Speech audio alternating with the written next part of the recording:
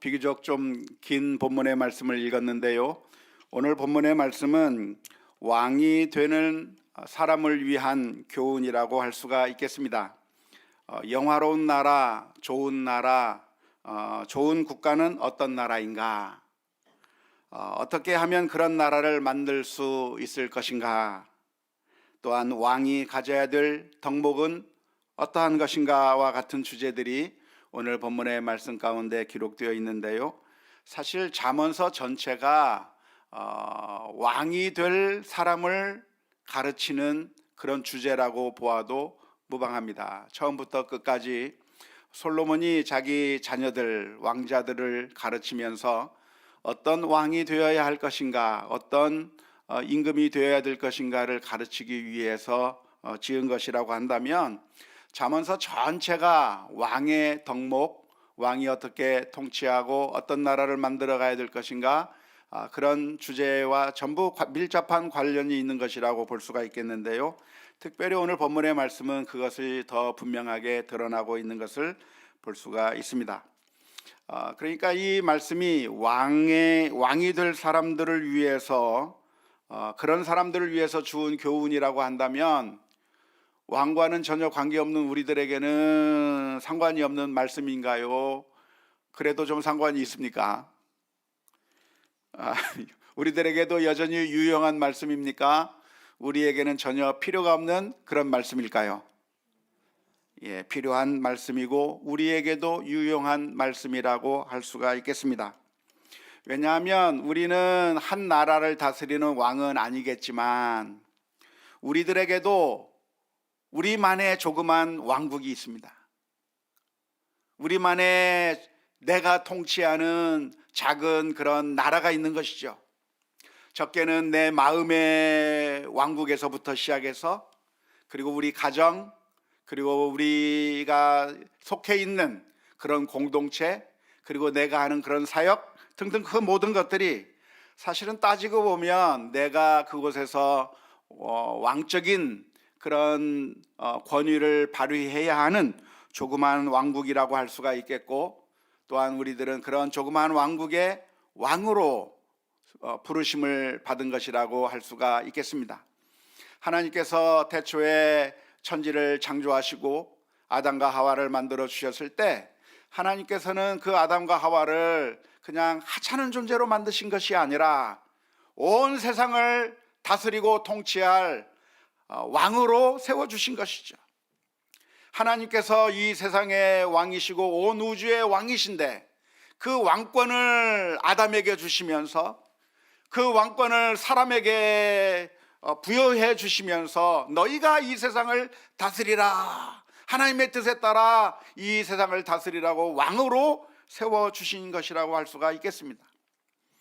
그래서 사실은 우리 인생 자체가 온 세상을 다스릴 그런 왕과 같은 존재일 뿐만 아니라 또 우리의 각자의 영역 가운데서 내가 하는 그 사역의 현장, 내가 맡게 된 그 사명의 현장들이 사실은 우리들의 조그마한 왕국이요, 또 거기서 우리가 왕처럼 사역하게 되어 있다고 하는 사실을 생각해 본다고 하면 오늘 잠언의 말씀, 그리고 잠언서 처음부터 끝까지 이 말씀들이 사실은 왕이 될 사람들을 위해서 주는 교훈이기는 하지만 이것이 우리와 상관없는 말씀이 아니라 사실은 우리들을 향해서 주시는 말씀이라고 하는 사실을 기억할 수 있기를 주님의 이름으로 축원합니다.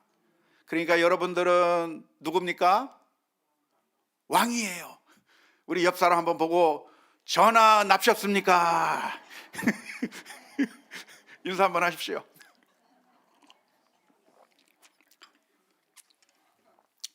맞아요. 웃을 게 아니고 왕 같은 존재들이야. 이 말씀은 소수의 몇몇 사람들에게만 해당되는 말씀이 아니라 하나님의 왕권을 부여받은 우리들이 묵상하면서 우리들이 반드시 새겨야 할 말씀이라고 믿습니다. 그런 점에서 한번 오늘의 말씀들을 살펴보겠는데 전부 다 살펴보지는 못하겠지만 몇 구절을 살펴보면서 하나님의 그 지혜를, 은혜를 나누고자 합니다. 오늘 읽은 잠언서 14장 28절 말씀에 보면 이런 말씀이 기록되어 있습니다. 백성이 많은 것은 왕의 영광이요 백성이 적은 것은 주권자의 패망이니라. 무슨 이야기를 하고 있는 겁니까? 백성이 많아야 왕이 영광을 받는 것인데 백성이 없으면, 백성이 줄어들면 그것은 그 왕국의 몰락을 의미하는 것이고 결국 왕의 모습도 정말 패망한 왕과 같은 모습이 될 수밖에 없다고 하는 그런 말씀이라고 할 수가 있겠습니다. 이 잠언서 14장 28절의 말씀은 지금으로부터 수천 년 전 그 당시에 한 나라의 국력을 무엇으로 평가하는가를 보여주는 말씀이죠. 그 옛날에는 어떤 나라가 정말 강력한 나라인가 아닌가, 이 나라는 정말 힘 있는 나라인가 힘이 없는 나라인가를 판단하는 그 아주 중요한 기준이 백성이 많은가 적은가로 판단했습니다. 그래서 어느 한 나라가 백성이 많다고 한다면 그 나라는 강대국이 되는 것이지만, 그러나 하나님께서 이스라엘 민족을 선택하실 때 사람이 별로 없는, 얼마 인구가 없는 그 이스라엘 민족을 선택하신 것은 별 볼 일 없는 것 같은 그런 나라를 선택했다고 하는 그런 의미가 될 텐데, 아무튼 백성이 적으면 그 나라는 힘이 약한 나라, 약소국이고 뭔가 부족한 나라라고 할 수가 있겠습니다.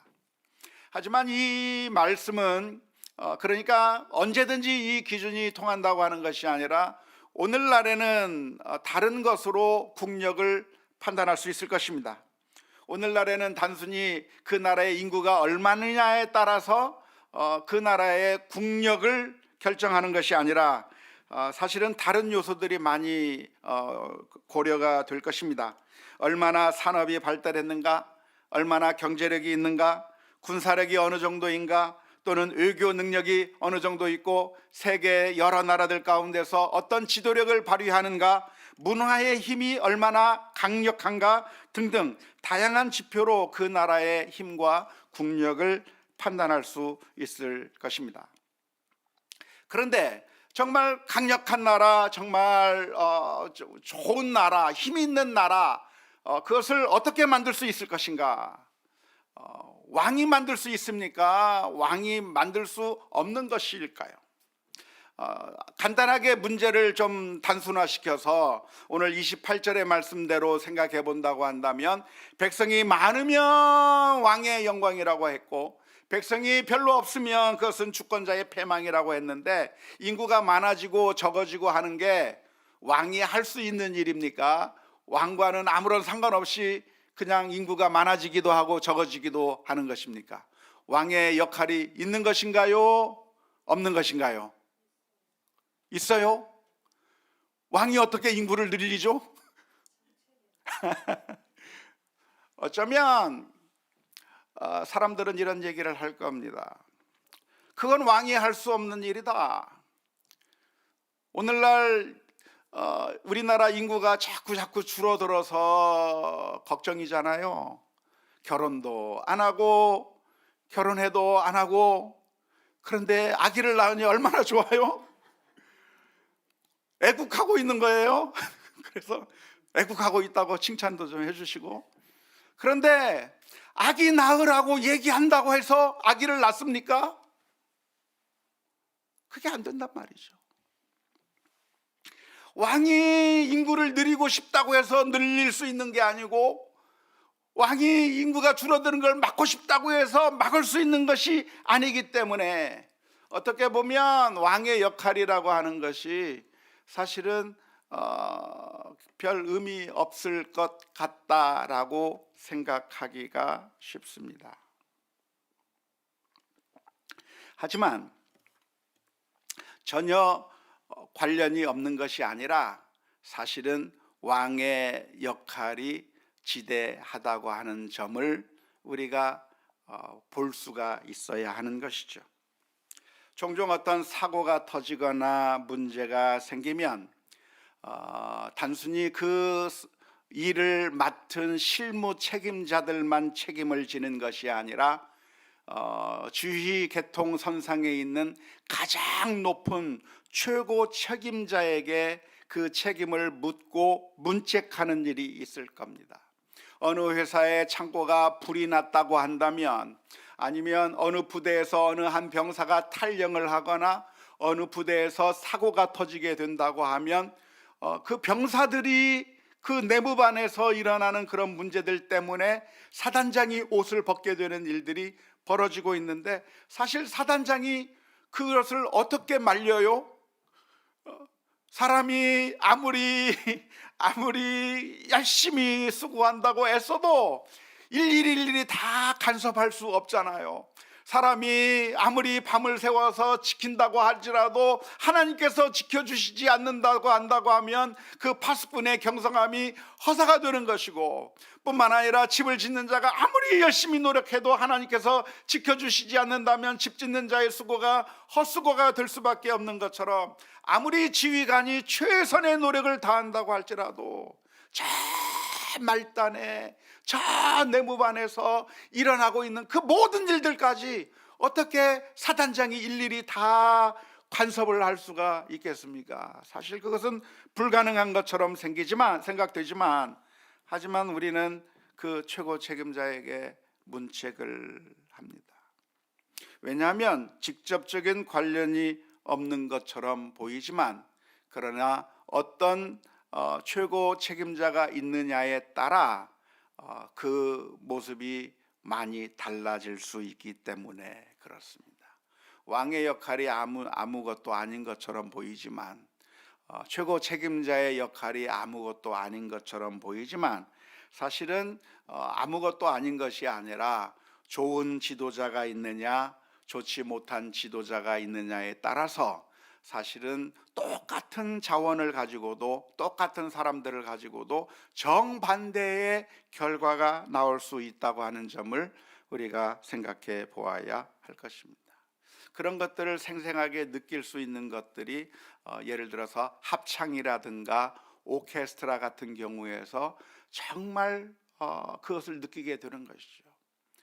똑같은 멤버를 가지고 있는 합창단, 똑같은 멤버를 가지고 있는 오케스트라가 있는데, 그런데 지휘자가 누구냐에 따라서 그 소리가 완전히 달라지더라고요.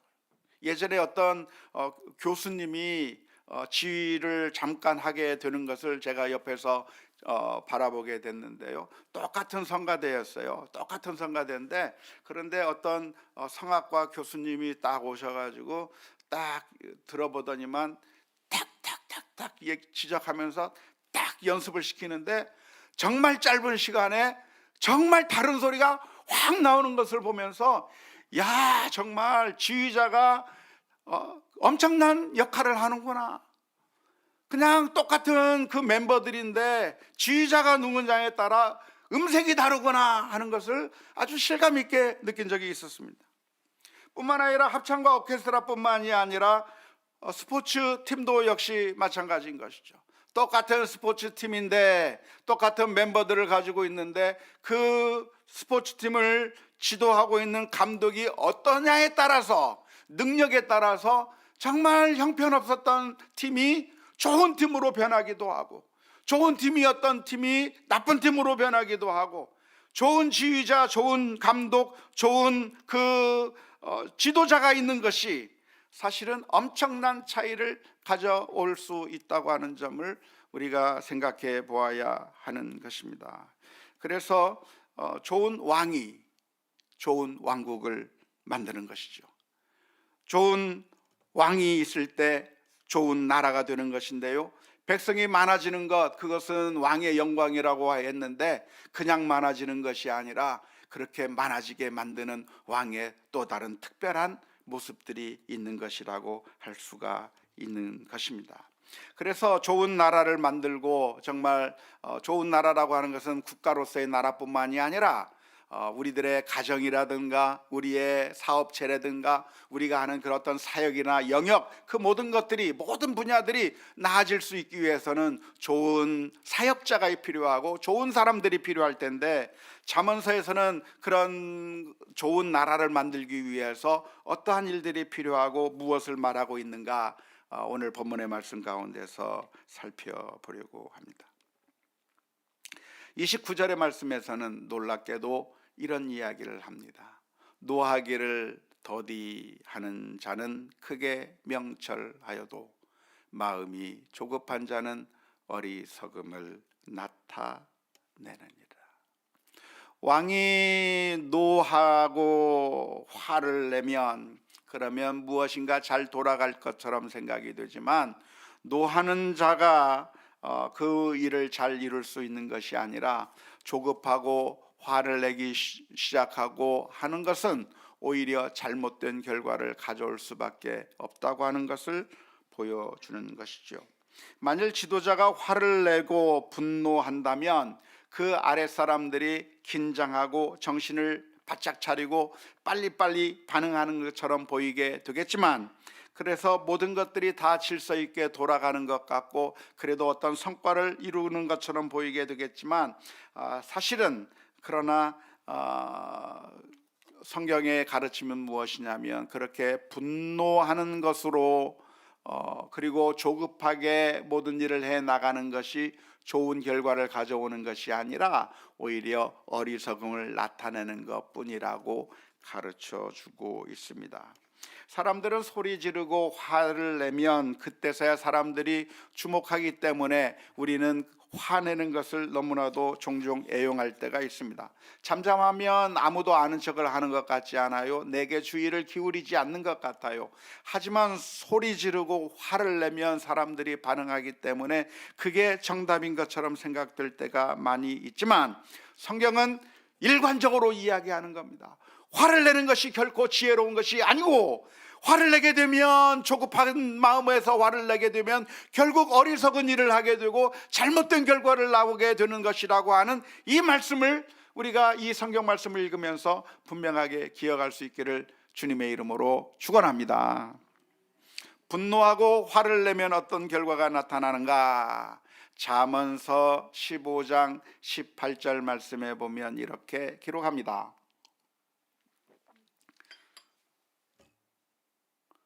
잠언서 15장 18절의 말씀에, 분을 쉽게 내는 자는 다툼을 일으켜도 노하기를 더디하는 자는 시비를 그치게 하느니라.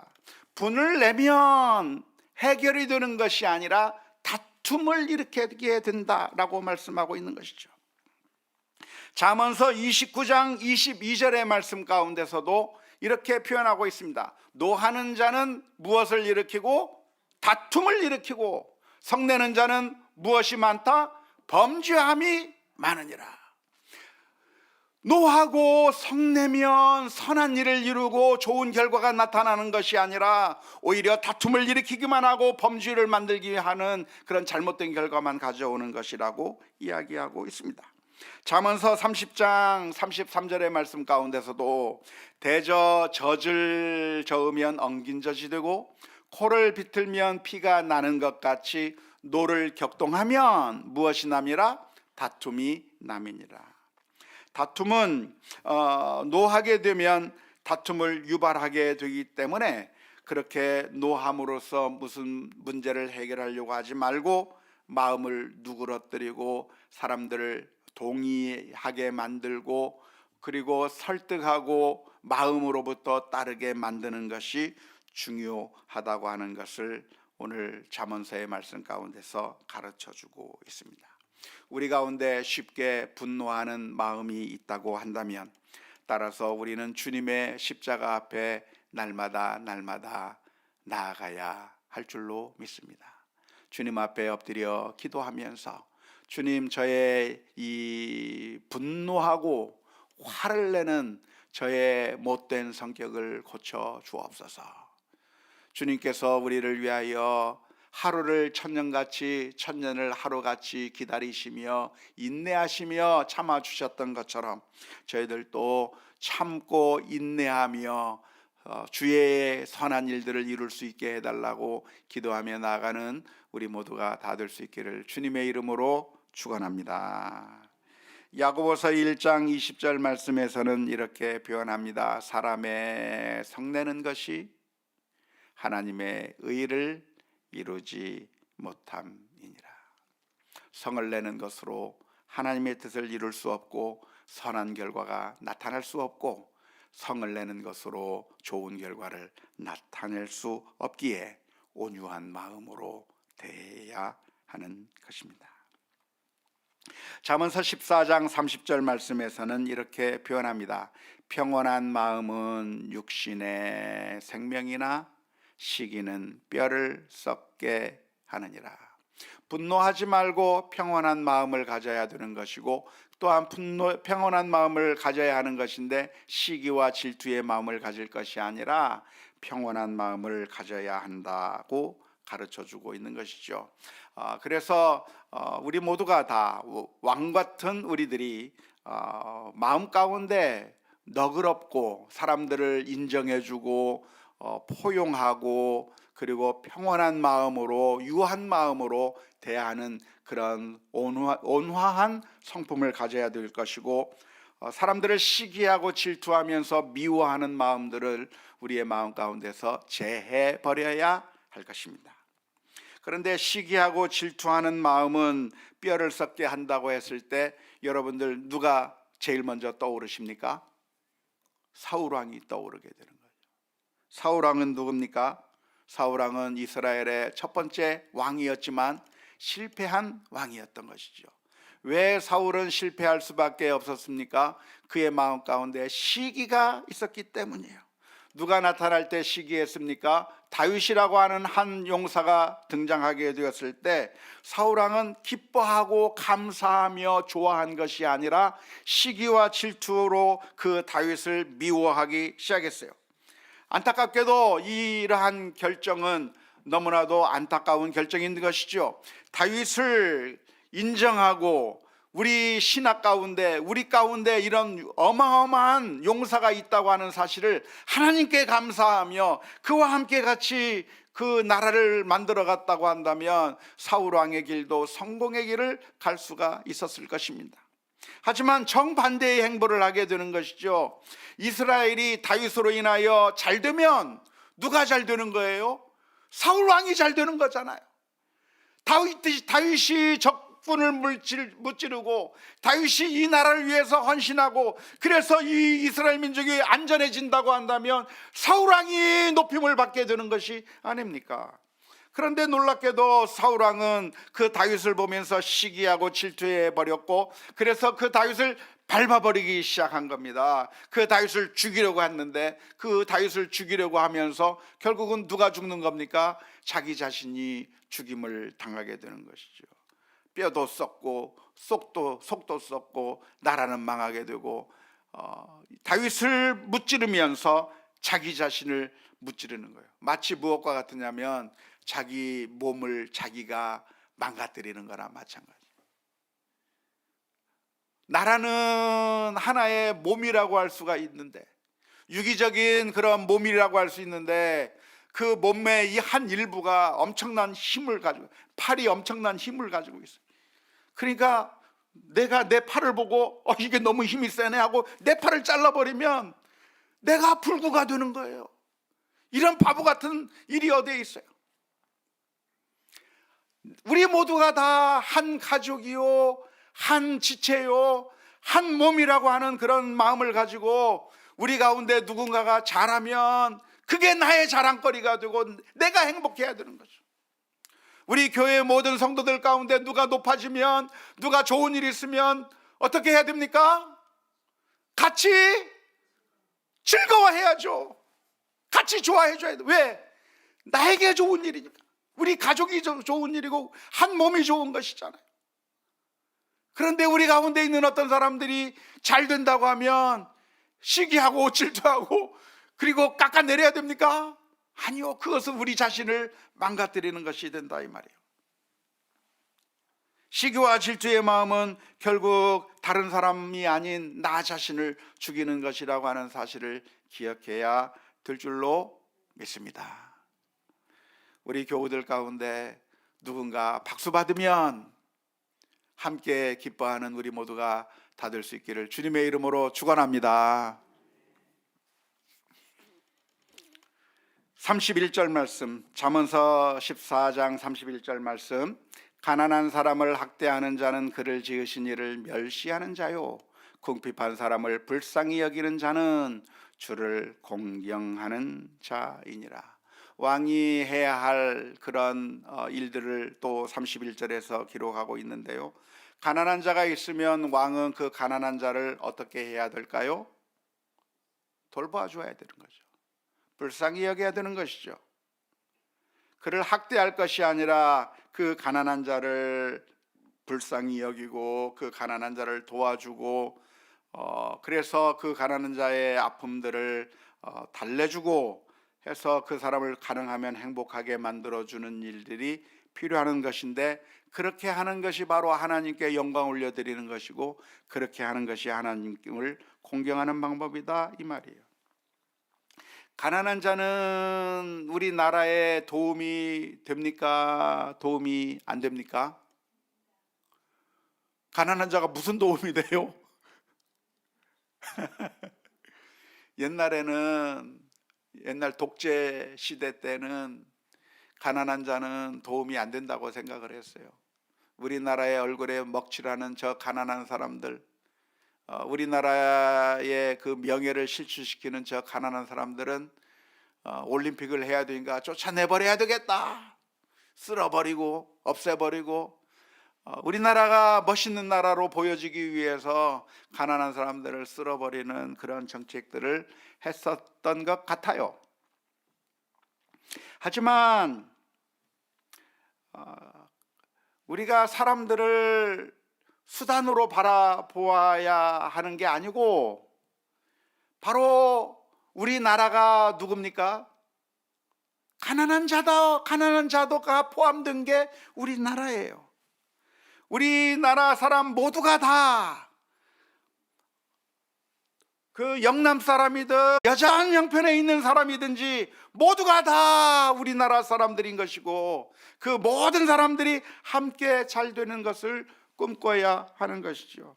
그게 아니고 어느 한 일부는 가난한 사람들인데, 이 가난한 사람들 때문에 나라의 얼굴에 먹칠을 시킨다면서 이 사람들을 학대하고 없애버리고 하면, 그래서 그런 사람들을 제거해버리면 좋은 것이 아니라, 사실은 사람을 존중해 주는 것이, 그것이 바로 하나님께서 기뻐하실 일이고 하나님을 공경하는 방법이라고 하는 점을 기억해야 될 줄로 믿습니다.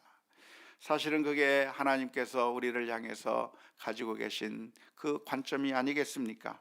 우리가 더러워졌을 때, 영원히 심판을 받을 수밖에 없을 때, 우리 주님께서는 우리를 그냥 내팽개쳐버리고 지옥불에 쳐넣어버리고 끝낸 것이 아니라, 우리 주님께서는 우리를 회복시키시고 하나님의 자녀로 삼아 주셨습니다. 가족은 무엇인가? 모두가 다 가족인 거예요. 가족 가운데 연약한 자가 있으면 그 사람 없애버리고 그 사람을 빼버리면 우리 가족이 행복해지는 것인가요? 가족 가운데 연약한 자가 있으면 그 사람은 우리 가족의 장애물이 되는 건가요? 그게 아니라 좋은 사람이든 좋은 형편에 있는 사람이든 그렇지 못한 형편에 있는 사람이든 함께 돌보고 행복하게 살아가야 하는 그런 관점을 가져야 하는 것입니다. 왕은 어떻게 해야 되는가? 돈 많고 힘 있고 권력 있는 사람들을 중심으로 살아가는 것이 아니라, 모든 사람들이 단 한 사람도 예외 없이 존중을 받을 수 있는 그런 나라를 만들어야 한다고 하는 그런 의미인 것이고, 그것이 왕뿐만 아니라 우리의 가족이나 우리들의 교회나 사회나 우리의 사명의 현장 가운데서 모든 사람들을 존중해주는 그런 역할들이 있어야 될 줄로 믿습니다. 34절의 말씀을 보면 이렇게 기록하고 있습니다. 공의는 나라를 영화롭게 하고 죄는 백성을 욕되게 하느니라. 나라가 좋은 나라가 되기 위해서는 무엇이 서 있어야 된다는 말입니까? 공의가 살아 있어야 된다는 겁니다. 공평함, 공정이 살아 있어야 한다는 것이죠. 공정이 무엇입니까? 악을 행한 자에게는 심판하고 선을 행한 자에게는 보상을 해주는 그 일이 일어나야 하는 게 그게 공정함인 것이죠. 행한 대로 그대로 갚아주는 것이 공정함이라고 할 수가 있겠습니다. 하지만 안타깝게도 이 세상의 모습은 정반대로 가는 경우가 너무나도 많아요. 그래서 자신들만의 리그를 만들어서 자기들 편은 잘 봐주는 반면에 자기들 편이 아니면 모질게 대하고 돈의 힘에 따라서 그래서 억울한 자들을 양산하거나 또 탐욕으로 찌든 자들이 마음껏 활개를 쳐도 전혀 손을 대지 못하는 그런 불공정한 사회가 벌어지는 일들이 많이 있게 되는 것입니다. 또한 사탄의 힘이 지배하는 그런 사회가 된다고 한다면 영화로운 나라가 아니고 정말 힘들고 고통스러운 나라가 되는 것인데, 나라뿐만 아니라 모든 영역에서 교회든 가정이든 우리 가정에서도 아이들을 대할 때 공평하게 공의롭게 정당하게 대해야 될 것이고, 어느 공동체에서든지 참 신실하게 공정하게 하는 일들이 이루어져야 그 공동체가 좋은 공동체가 되는 것이죠. 그런데 그런 공동체를 만들기 위해서는 지도자가 아주 중요하다고 이야기했는데, 지도자 한 사람만 좋으면 되는 게 아닙니다. 또 누가 좋아야 되나요? 모두가 다 좋아야 되는 것이죠. 35절 말씀에 보면 이런 말씀이 있습니다. 슬기롭게 행하는 신하는 왕에게 은총을 입고 욕을 끼치는 신하는 그의 진노를 당하느니라. 왕만 좋으면 그 나라가 부강해지는 것이 아니라, 사실은 왕은 누가 만듭니까? 왕이 아닌 다른 모든 사람들이 왕을 만드는 것이죠. 모든 관계가 다 마찬가지예요. 남편과 아내가 한 사람만 좋으면 되나요? 서로가 좋아야 돼요. 서로가 함께 같이 발전하는, 지도자와 일반인들이 함께 같이 성장하는 것이죠. 교회 공동체도 역시 마찬가지죠. 한 사람만 세워놓고 그 사람들 어디 잘하나 보자 하고 팔짱 끼고 보고 있으면 되는 것이 아니라, 그 사람이 잘할 수 있도록 함께 협력하고 도와주고, 좋은 신하가 좋은 왕을 만들고, 좋은 신하가 있어야 좋은 지도자가 있게 되는 것과 마찬가지로, 어느 공동체든지 어느 사회든지 한 사람 아주 중요한 지휘자만 있으면 되는 것이 아니라, 어떤 중요한 지도자 한 사람만 있으면 되는 것이 아니라, 사실은 똑같은 지도자도 똑같은 그런 역량을 가진 사람이라고 할지라도 좋은 사람들이 구성되어 있는 곳에서는 더 힘을 100%, 120%, 150% 발휘할 수 있는 반면에, 그러나 그 구성원들이 지도자를 깎아내리고 협조하지 않고 또한 여러 가지 힘들게 만드는 일이 있다고 한다면, 아무리 많은 능력을 가지고 있는 지도자라고 할지라도 80%, 60%, 50%, 30% 힘밖에 못 내게 되는 그런 안타까운 일이 있는 것이죠. 그래서 좋은 왕이 있어야 좋은 나라, 영화로운 나라가 만들어진다고 말씀을 드렸는데, 그러니까 왕 하나만 잘 뽑으면 되는 것이 아니라, 사실은 그 왕을 만들기 위해서 우리 모두가 필요하고, 또한 그 좋은 사람들 앞에 또 좋은 왕이 있어야 되고, 모두가 다 유기적으로 함께 가는 가운데 팀워크가 이루어지는 귀하고 복된 그런 공동체, 그런 가정, 그런 우리 나라, 온 세계가 다 될 수 있기를 주님의 이름으로 축원합니다. 우리 교회도 지금 10년을 향해서 달려가고 있어요. 알고 있습니까? 2013년에 9월에 첫 예배를 드렸는데 벌써 2023년이에요. 세상에 놀랍죠? 10년이 확 지나간다는 거 한 게. 그래서 지금은 아직 9년째고 9월달이 되면은 만 10년이 되는 것인데, 참 너무나도 지금까지 우리 교회가 온 성도들이 함께 같은 마음과 같은 뜻을 가지고 함께 좋은 교회를 만들어 왔다고 하는 것이 얼마나 감사한지 몰라요. 여러분은 안 감사합니까? 감사해요. 저는 여기 있을 때는 잘 모르는데 밖에 나가 보면은 얼마나 제가 기분이 좋은지 몰라요. 우리 교인들처럼 좋은 교인들이 없고, 정말 늘 감사가 나와요. 그래서 제가 밖에 나가면 미움을 좀 받아요. 제가 좀 고생해야 막 불쌍히 여길 텐데, 아우 세상에, 우리 교인들은 이렇게 좋아요, 우리 장로님들은 이렇게 좋아요, 그러면 다들 안 좋게 생각해요. 그런데 정말 우리 교회가 지금까지 10년 동안 정말 한마음 한뜻이 돼서 여기까지 오게 됐고, 또 설교 잘하라고 저 뒤에 앉아있던 분들이 앞으로 다 나오고, 세상에 힘이 팍팍 나요. 힘이 팍팍 나.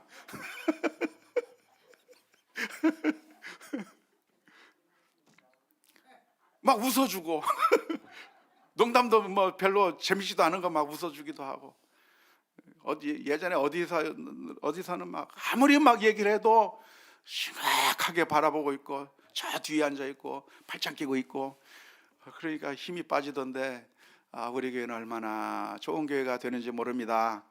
그런데 팀워크가 이루어져야 하는 것이죠. 좋은 지도자와 좋은 성도들과 좋은 아버지 어머니와 좋은 아이들과 모든 우리 사회도 공동체도 우리 모든 그 영역들이 다 함께 만들어져가는 귀하고 복된 구성원들이 다 될 수 있기를 주님의 이름으로 축원합니다. 에베소서 4장 1절, 2절, 3절 말씀 우리 한 목소리로 같이 읽고 마치도록 하겠습니다. 같이 읽겠습니다. 그러므로 주 안에서 갇힌 내가 너희를 권하노니 너희가 부르심을 받은 일에 합당하게 행하여 모든 겸손과 온유로 하고 오래 참음으로 사랑 가운데서 서로 용납하고 평안에 매는 줄로 성령이 하나 되게 하신 것을 힘써 지켜라. 아멘. 우리가 하나 되게 하신, 우리 성령님께서 하나 되게 하신 그 하나됨을 힘써 지키는 가운데 우리의 영역이, 우리의 왕국, 우리의 영역, 우리의 에어리아에서 정말 영화로운 그 교회, 영화로운 가정, 영화로운 공동체 만들어 나가는 우리 모두가 다 될 수 있기를 주님의 이름으로 축원합니다.